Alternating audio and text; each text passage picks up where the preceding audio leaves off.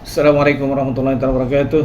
Uh, jadi, apa khabar semua? Jadi mudah-mudahan kita sihat walafiat. Jadi moga-moga kita berbahagia dunia dan akhirat. Jadi pada kali ini Pak Chu akan berkongsi satu lagi sumber tenaga yang boleh diperbaharui adalah tenaga yang kita boleh ambil daripada matahari kita ataupun tenaga solar kita. Tetapi tenaga solar ini taklah orang kata banyak berkaitan dengan geologi. Geologi yang tak ada.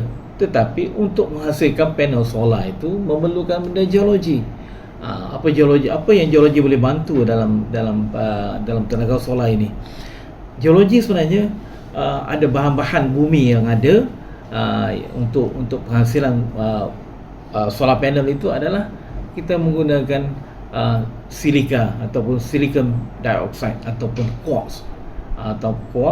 kuarza, di mana akan berlakunya kuarza ini kita boleh ambil sama ada daripada pasir silika ataupun pasir yang telah mengalami proses dulu hawa dan kemudian mengalami pengangkutan dan kemudian dienapkan di satu-satu sepanjang pantai.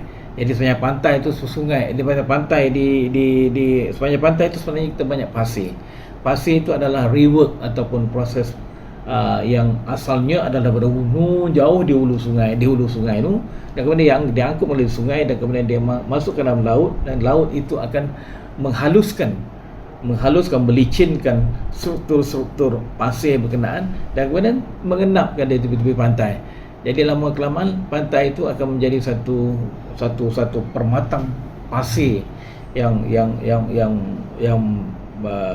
berekonomi untuk kita guna pakai. Jadi itu kita panggil sebagai pasir silika. Pasir silika itulah diambil dan kemudian berlakunya proses beneficiasi atau proses penambahbaikan dia. Kalau sekiranya dia tu 90, sebagai contoh 98% dia punya purity dia ataupun ketulinan dia, mungkin kita boleh upgrade pada 99% dia secara mencuci ke, secara kita guna magnetic field ke, ada macam-macam benda yang kita boleh pakai dalam industri ini supaya dia mendapat satu tahap yang sesuai, tahap yang material ataupun bahan bersesuaian untuk kita buat ataupun kita olah dia menjadi solar panel. Ataupun kuarza itu bukan daripada pasir ni, tetapi daripada permatang kuarza. Sebagai contoh permatang kuarza yang kita ada ni, sebagai contoh lah dekat di Kuala Lumpur tu, dia ada kelanggit permatang kuarza. Tapi jangan kelanggit punya ni sebagai satu sumber untuk solar panel pula, sebab itu menjadi satu, dah jadi geopark kan, tak boleh di apa dia, untouchable punya material dah, jangan ambil lagi lah.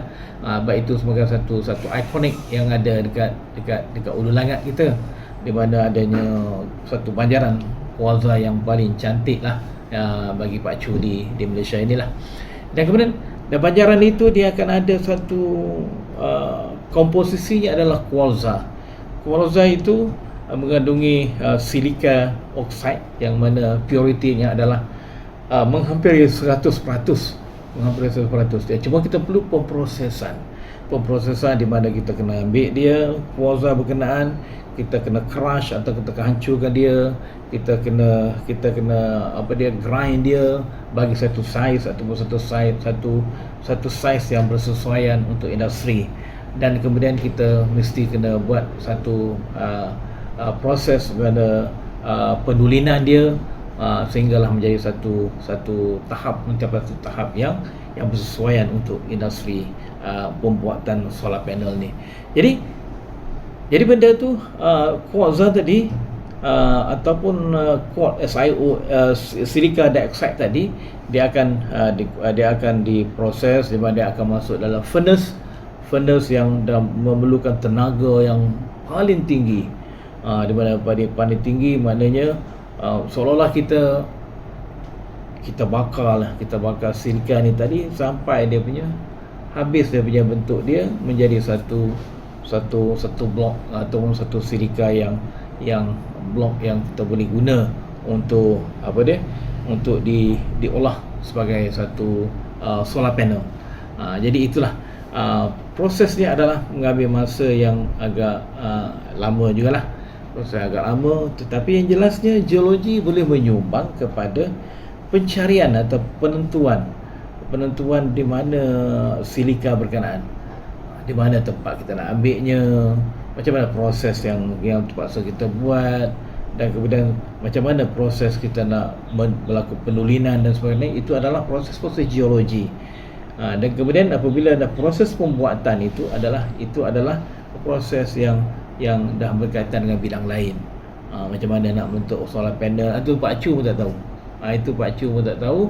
Tapi yang jelasnya adalah bahan semula jadi. Bahan semula jadi itu adalah berpunca daripada quartz ataupun silika dioxide. Tanpa quartz, tanpa silika ini tak mungkin adanya solar panel.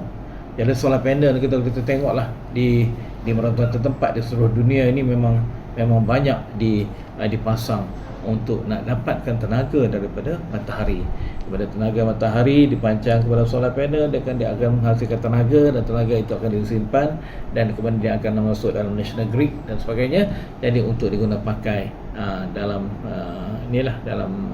untuk guna pakai sebagai sumber tenaga yang boleh diperbaharui. Jadi itulah yang dapat Pak Chu ceritakan tentang solar panel. Solar panel yang adalah tujuannya adalah untuk memerangkap, menjerap tenaga daripada sumber matahari, dan kemudian dia tukar kepada sumber tenaga yang kita boleh guna pakai.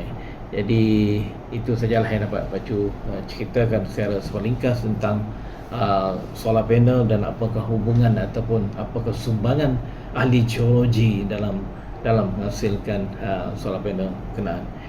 Jadi itu sajalah setakat ini. Assalamualaikum warahmatullahi taala wabarakatuh.